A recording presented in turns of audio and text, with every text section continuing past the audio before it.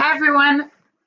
We are starting with number one, part A. This is the 2018 free response. So we went through the 2019 exam.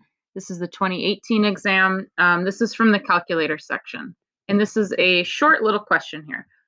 So it says people enter a line for an escalator at a rate modeled by the function r given by, and you can see this is a piecewise function, r of t equals 44 times t over 100 to the third times 1 minus t over 300 to the seventh, and that is for 0 to 300, and then 0 for t greater than 300. R of t, so this is the rate. R of t is measured in people per second, that's a unit of rate, and t is measured in seconds. As people get on the escalator, they exit the line at a constant rate of 0.7 person per second.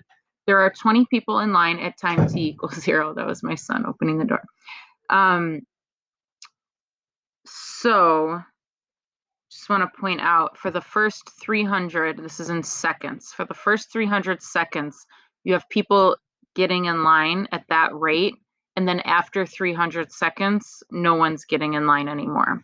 They also give you the rate that people are exiting, and they tell you there's 20 people in line at time 0. Okay, so this question, part A, says how many people enter the line for the escalator during the time interval 0 to 300 seconds. If you want to pause and think about how to answer this, you could do that now. The question gives you the rate that people are entering, right? The rate that people are entering, and they're just asking you how many people enter the line. So to go from the rate people enter the line to just the total number of people that are entering the line is going to be an antiderivative. So I'm going to write total number of people entering the line, because once you take a derivative, then it's the rate of change that people are entering. The antiderivative is just going to give you the total accumulation, the total number of people entering the line. So the only thing you have to write down for this question is that you're taking an antiderivative from 0 to 300, and I would recommend just writing r of t dt, as opposed to trying to copy this formula. If you copy the formula wrong, you don't get that point.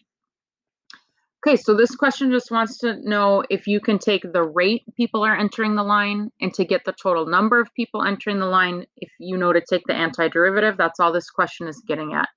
This would be done on your calculator, so Math 9, 0 to 300 with that formula, and you can see that the answer is 270.